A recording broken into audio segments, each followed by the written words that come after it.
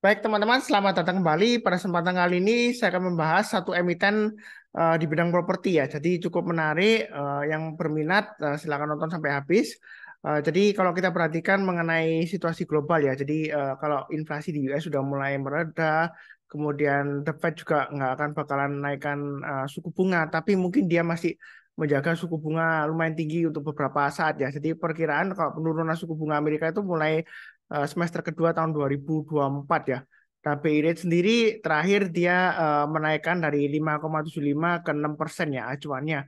Karena mengingat tekanan US dollar dia waktu itu dia meningkat sehingga rupiah tertekan sehingga BI secara nggak langsung dia menaikkan suku bunga acuannya seperti itu ya BI rate. Jadi kalau kita perhatikan apakah nanti 2024 akan turun ya suku bunga sehingga kalau suku bunga turun, harapannya sih suku bunga kredit sih turun. Jadi emiten properti dia mulai bangkit kembali gitu ya. Jadi kita akan bahas sahamnya. Tapi sebelum itu saya akan umumkan untuk event yang akan datang. Jadi untuk event yang akan datang ini seperti biasanya ya hari Sabtu ya. Event ini free pakai Zoom meeting.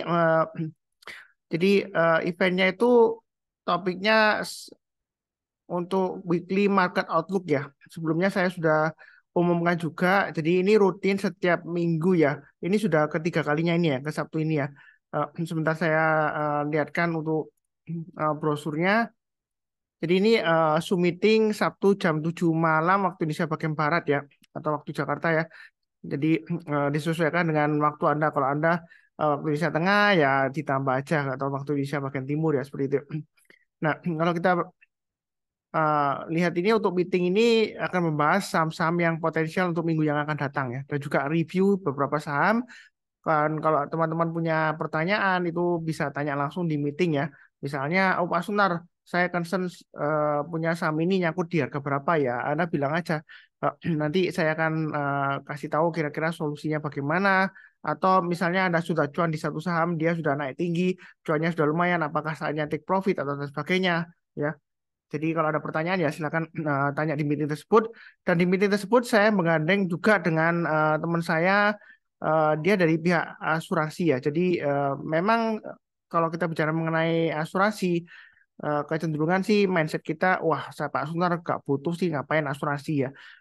Kita itu kan sudah di cover BPJS. BPJS kan pelayanannya juga sudah mulai bagus ya, apalagi ada kartu Indonesia Sehat. Sebenarnya asuransi produknya bukan hanya itu aja ya untuk melindungi kesehatan, tapi juga untuk investasi bagaimana kita bisa pensiun ya seperti itu dengan mulai investasi di salah satunya adalah di institusi asuransi ya.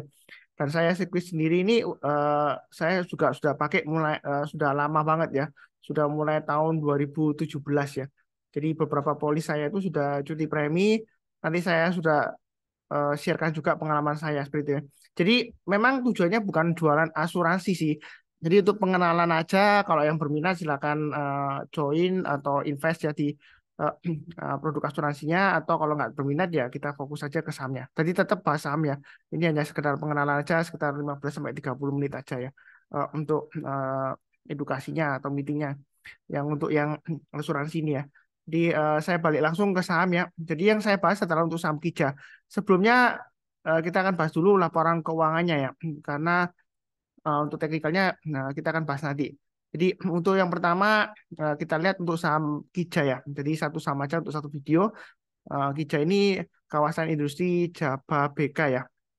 Jadi kalau kita lihat dari laporan keuangan, pertama yang kita lihat mengenai asetnya, apakah asetnya ada penurunan drastis. Kalau kita lihat di sini memang asetnya ada turun ya dari setika kalau kita lihat di sini dari 13 triliun turun sedikit ke 12,9 triliun ya. Sebenarnya sih nggak terlalu masalah ya. Nah, penurunan aset. Tapi kalau kita lihat dari utangnya, liabilitasnya, dia untuk jangka pendeknya utangnya turun dari 1,9 turun ke 1,575 untuk jangka pendek. Untuk jangka panjang, dia ada kenaikan juga ya dari 4,6 ke 4,685 ya utangnya. Tapi secara keseluruhan utangnya itu dia turun ya dari 6,6 triliun ke 6,26 triliun ya. Jadi lumayan ya seperti itu ya. Dan kemudian kalau dari segi ekuitasnya, ini yang biasanya kita lihat dari segi pemegang sahamnya ya. Jadi ekuitasnya agak ada peningkatan ya. Dari tahun lalu itu dari akhir Desember dia 6,5 triliun total ekuitasnya. Dan di September ini sampai 30 September itu ekuitasnya sekitar 6,669 triliun ya. Jadi ada peningkatan. Jadi masih cukup menarik ya. Kemudian dari segi penjualan, sebentar saya coba zoom in di sini. Dari segi penjualan, kalau kita lihat di sini, dia dari 1,7 triliun naik ke 2,2 triliun ya penjualannya. Nah, itu kenaikannya sekitar 29,65% ya, itu kenaikan penjualannya. Dan kemudian untuk laba bersihnya, kalau kita lihat di sini, dia laba yang sebelumnya itu minus ya. Laba bersih per saham dasar itu minus, jadi dia rugi ya kalau dihitung per lembar sahamnya. Nah, itu tahun lalu. Tapi untuk tahun ini dia sudah mulai positif ya, 3,19 ya. Jadi 3 rupiah, 0,19 seperti itu, 3,19 rupiah. Itu laba per lembar sahamnya. Jadi kalau kita lihat kenaikannya itu sekitar 147,6% ya laba bersihnya ya. Dari rugi minus 6 per lembar sahamnya ke plus 3. Nah, kalau kita lihat apakah kenaikannya ini laba bersihnya apakah dari penjualan aset ya? Karena kalau kita lihat penjualannya kan hanya naik 29%. Tapi kan laba bersihnya kenapa bisa naik sampai 147%? Apakah ada penjualan aset? Nah, kalau kita lihat di sini ada kenaikan yang signifikan dari pendapatan keuangan. Nah, kalau kita lihat ada poin 31 ya, pendapatan keuangan itu apa saja. Nah, kalau kita lihat dari keterangan di laporan keuangan, jadi kalau kita bisa bicara mengenai ke laporan keuangan, kalau baca secara detail itu banyak banget ya. Ini halamannya sampai ratusan halaman ya. Jadi kalau kita lihat dari keterangannya tadi untuk nomor 31 ya, itu dari pendapatan keuangan kita lihat apa saja sih kok luar biasa gitu ya. Sehingga laba bersihnya dari minus dia menjadi positif ya seperti itu ya. Nah, kalau kita lihat sini pendapatan keuangan. Jadi dia pendapatan atas bunga bank, deposito bersangka ya. Jadi perusahaan itu menempatkan eh, dananya yang belum dipakai ke deposito atau ke bank ya sehingga mendapatkan bunga seperti itu ya. Jadi bunganya sih lumayan ya, pasti pendapatannya naik ya dibandingkan dengan periode yang sama tahun lalu. Jadi untuk Kijai ini dia laporan keuangan sih cukup ya kalau dibilang bagus sekali ya nggak terlalu bagus sekali ya karena kalau kita lihat kenaikannya dari labanya kan dibantu karena pendapatan keuangan ya bukan murni dari penjualan tapi kalau kita lihat sih dia laba brutonya juga masih naik ya dibandingkan dengan periode yang sama tahun lalu. Jadi lumayan bagus lah tapi kalau bagus sekali ya nggak juga ya. Nah, seperti itu ya.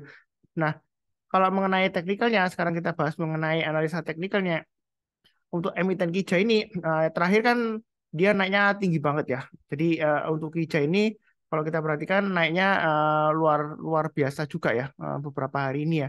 Nah, apakah masih bisa naik Pak Sunar atau ini hanya sementara aja naiknya gitu ya. Jadi untuk Kijai ini uh, bentar ya.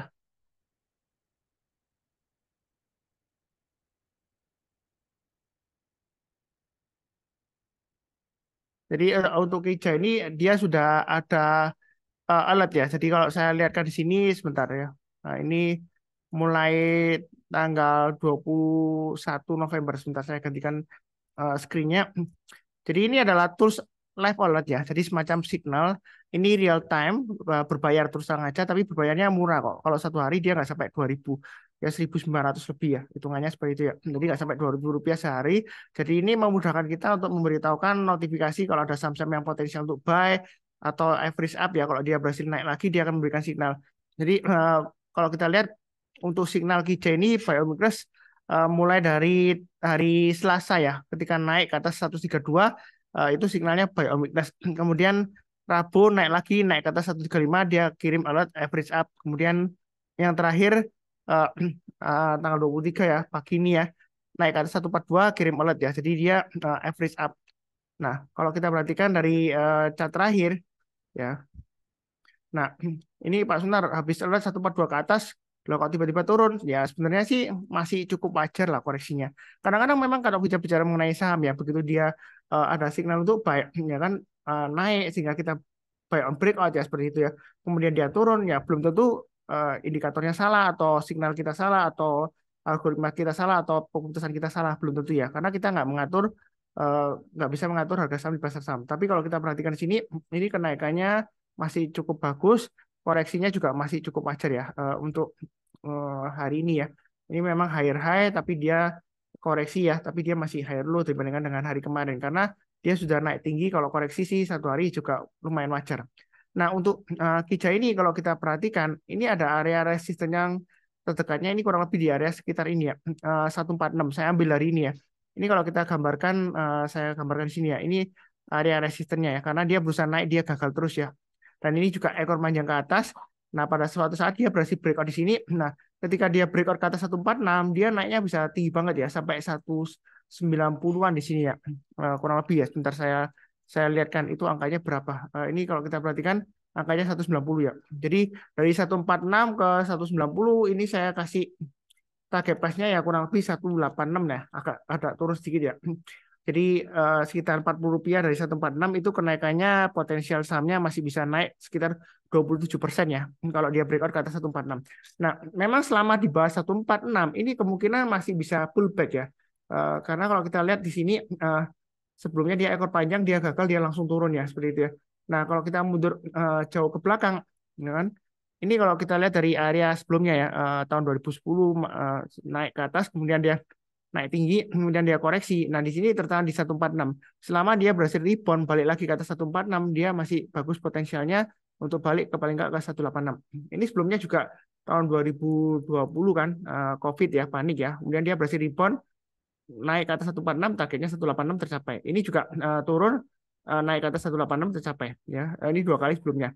Nah, memang 2001 sampai 2022 ini cenderung lesu ya, dia turun-turun terus.